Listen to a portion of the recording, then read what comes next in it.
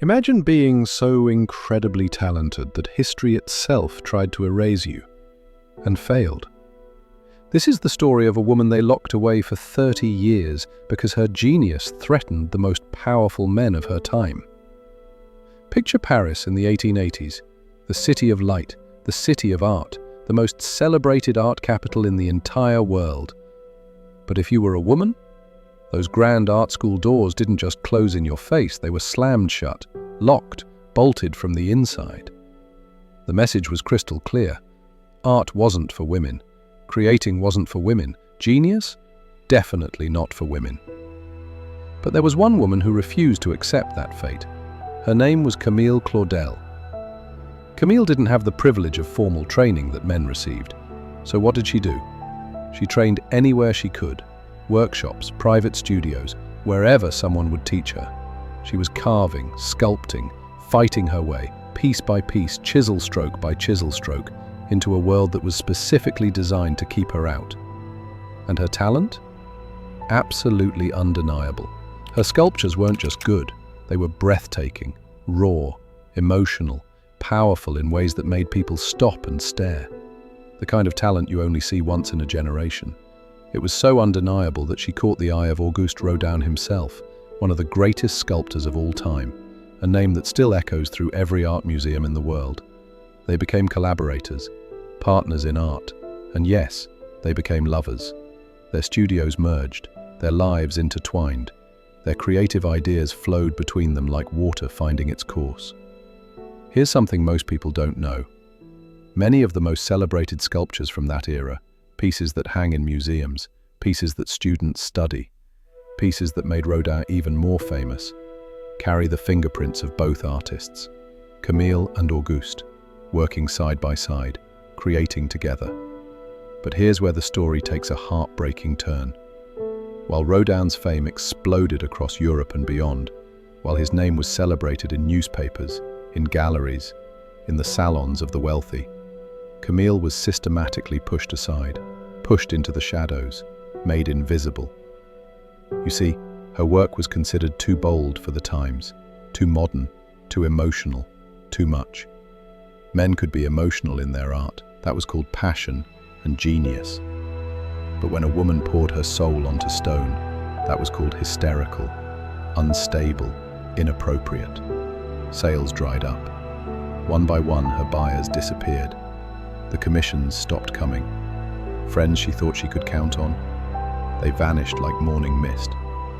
And then, the cruelest blow of all, even her own family turned against her.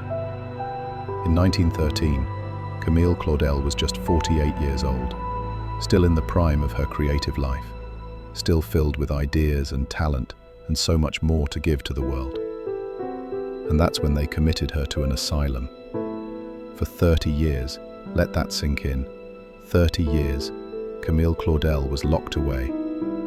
She wrote letters, desperate, heartbreaking letters, begging for someone, anyone to come and free her, to see that she didn't belong there, to recognize that her mind was brilliant, not broken.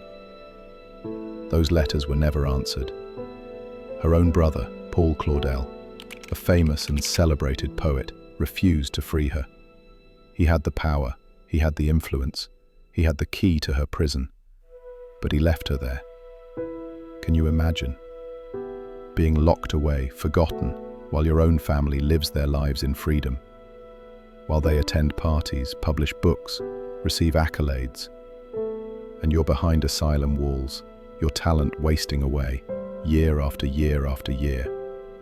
In 1943, Camille Claudel died in that asylum.